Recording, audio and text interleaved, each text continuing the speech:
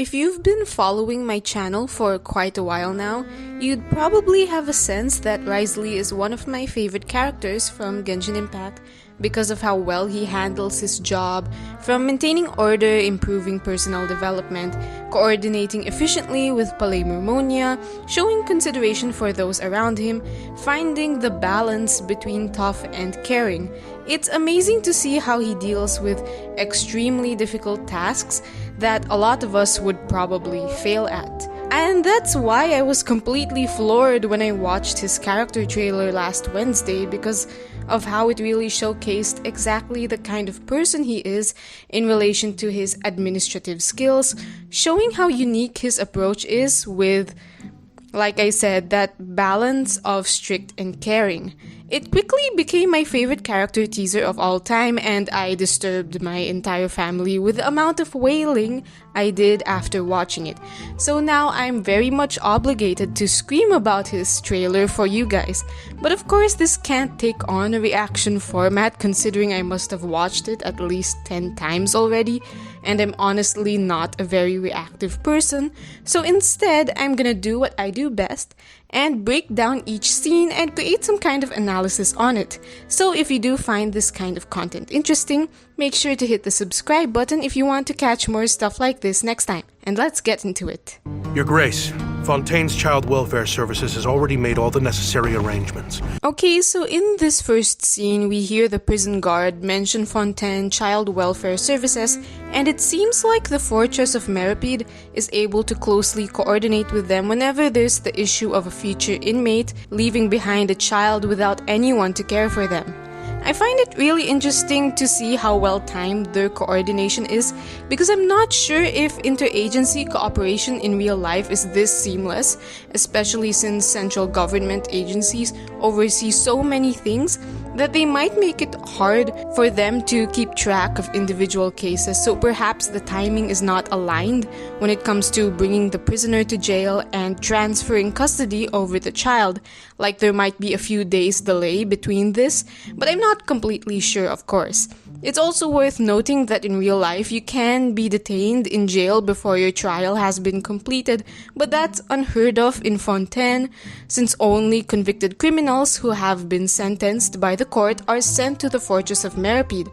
So in real life, I'm not sure how they determine when to bring the child to welfare services, like is it during pre-trial detention or after the sentencing already?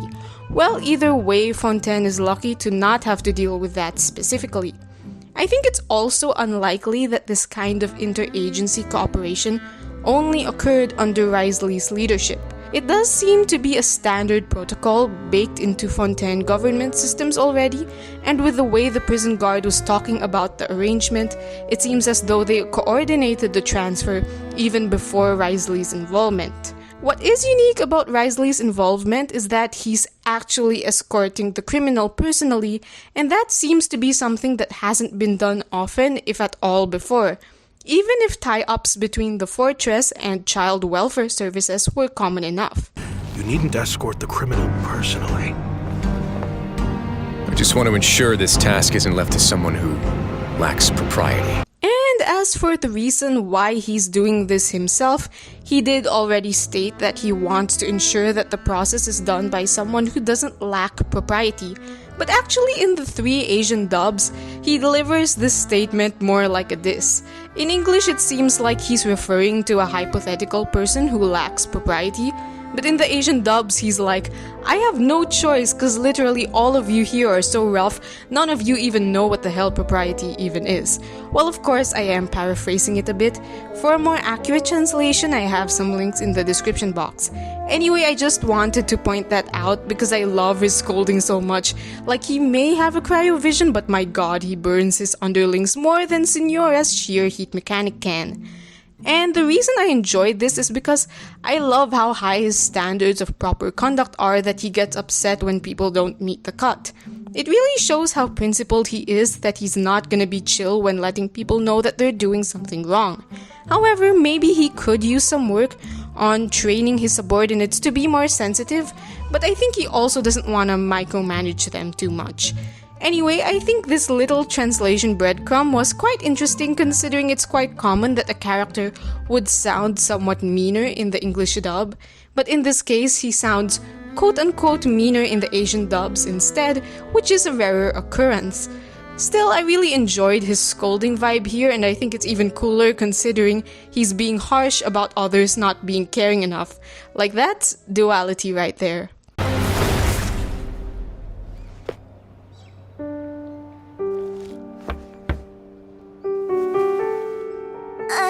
Hello?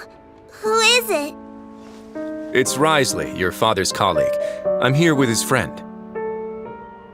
Oh, come on in. So, because of this, we know very well that Wriothesley does possess the propriety that his colleagues lack, and this scene shows how gentlemanly and polite he can be when necessary. Even when it comes to treating children, because some people can forget their manners with children because they might think kids don't understand or don't care anyway. What's super interesting about Wriothesley's case too is that he seems to have grown up under harsh conditions, like it's been hinted at that he was a convicted criminal who was sent to the fortress of Meripede to serve his sentence and somehow became the admin and duke. It was also mentioned in the live stream that he used to be an underground pugilist. The reason why I'm saying this is that common wisdom would suggest that you learn manners, etiquette, and undergo the process of socialization based on how you're taught by the people surrounding you. Except in his case, it seemed like he lacked opportunity to learn propriety when he was young, since I don't think his living conditions were conducive to proper socialization. And yet, with his sheer will, empathy, kindness, and understanding of the world, he was able to learn this so-called propriety and sensitivity on his own, I would assume. So yeah, I'm impressed at how his inherent goodness shines through even while growing up in harsh conditions, like a diamond in the rough kind of thing. Now you see why I adore him so much. I think it's also a good commentary on how there is truly an interaction between nature and nurture when it comes to character development, because oftentimes some stories, especially villain origin stories, make it seem like only nurture matters, but nature can still be an important factor sometimes. I also really appreciate how creative he was with his self-introduction, referring to himself as the girl's dad's colleague and calling the child welfare services guy her dad's friend. Like, it's so smooth and very effective at putting the child at ease.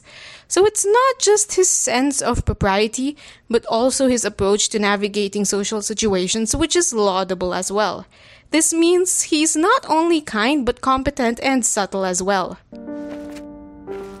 Dad's still packing up his stuff, so you'll have to give him a minute. That's all right. He has a long journey ahead after all. Since the girl mentioned that her dad is packing his things, I'm now curious about whether prisoners are allowed to bring personal belongings to the fortress of Meripede, which doesn't seem too far off considering how the traveler got to take Tartaglia's vision inside. If it is indeed the case that they're allowed to do that, I really appreciate how the prison is not too strict with everything, but that also means that their inspections must be all the more thorough. Perhaps the dad is just packing simple stuff, like a few clothes and toiletries, but as we will see later, he doesn't seem to be carrying anything, so maybe the packing was just for show, or he's trying to ship his things away or sell them or keep them tidy while he's gone. Or perhaps his stuff will be carried through the mail to the fortress of Meripede. Sorry this was trivial, but I just found it really interesting to point out because it's a little crumb about how the fortress of Meripede works. Also, can I just point out how polite and cute this little girl is? I love her dearly. Alright, be a good girl and stay out of trouble while I'm away, okay? I will! Your friend here's super nice, not like the other guy. He looks scary. Hey, that's not very polite. It's quite all right. Aside from the scolding scene, I think this scene where Wriothesley chuckles is one of my favorites in the entire PV because, oh my god, look at how squishy and adorable he is. These two scenes really showcase his duality very well with that balance between being tough and caring. Get you a guy who can do both, am I right? I feel like this is really in line too with his being a cryo-vision wielder, since he seems mild-mannered and not easily angered or offended. Like, you know, he's very chill. Not to say all cryo wielders are like that, but that's one manifestation of a cryo personality, I guess. His patience with kids is also endearing and honestly something for all of us to aspire to. Now, as for the child thinking he's scary, obviously it's a first impression judgment, so it's normal. I mean, look at the scars on his body and his gothic fashion. It is very unsettling at first glance, no matter how polite he is. And actually, I'd argue that even if he wore a suit and had his hair slicked back or something, he probably might still seem scary to the child with how intimidating his position is. Like, it's hard for him to hide that ominous prison admin aura even if he tried. Still, as I said, his patience more than makes up for it.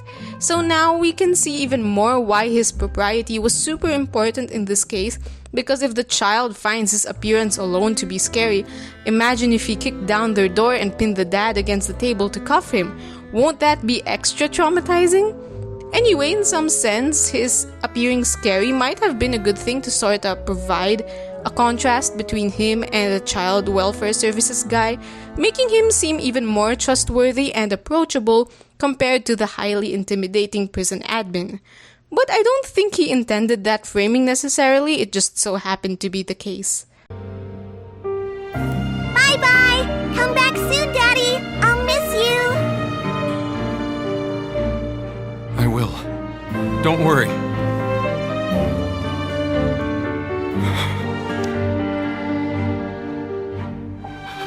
Thank you for extending your sympathy, Your Grace. I thought I wouldn't be able to see her again.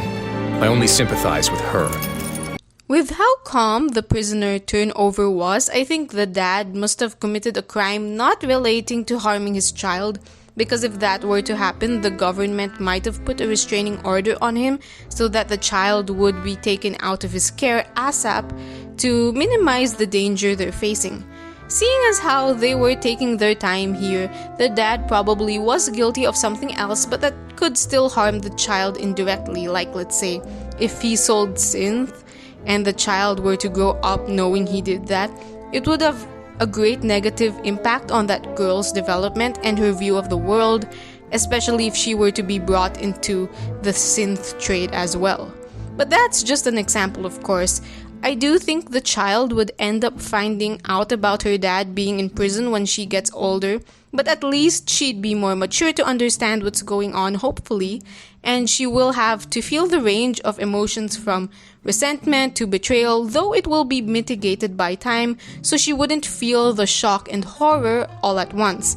It's sad to think, though, that she might not be able to visit her dad in the future, since visitations don't seem to be a thing in the Fortress of Meripede, which is one of its downsides compared to real-life prisons. Good thing she'll still be able to send and receive letters from her dad, though. I also want to add that I think this incident must not have been recent, because this is implied to be the first time Wriothesley has done this escorting thing, with the child welfare services involved. But I doubt that only one case of a child being left alone by a single parent who's a criminal would be so rare. Perhaps he's done this twice already or has trained someone to use this technique when dealing with a criminal's child, provided that they aren't an abuser. So yeah, this might have happened earlier within his term of administration, but that's just my guess.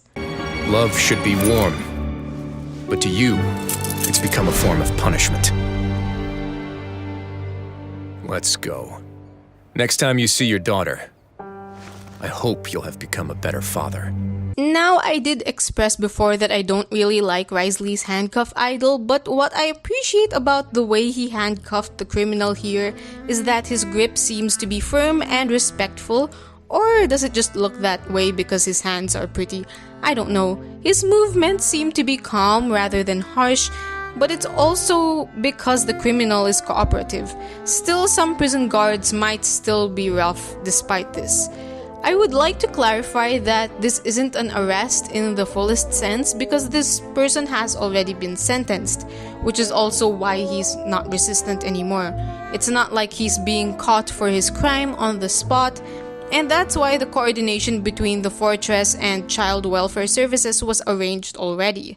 Just wanted to make that clear in case it wasn't. Also, his firm way of reprimanding the father seemed to be quite effective and well delivered, so I love him for that as well. No wonder his passive talent is called Gracious Rebuke. Anyway, that's it for today. As you can tell, I am completely 100% normal about Wriothesley and will totally not squeal when I obtain him within the 170 wishes I have. If you like this video, please make sure to subscribe to the channel if you want to check out my other content, and I wish you good luck on your pulls for him if ever you are pulling. And I'll see you again after his banner comes out.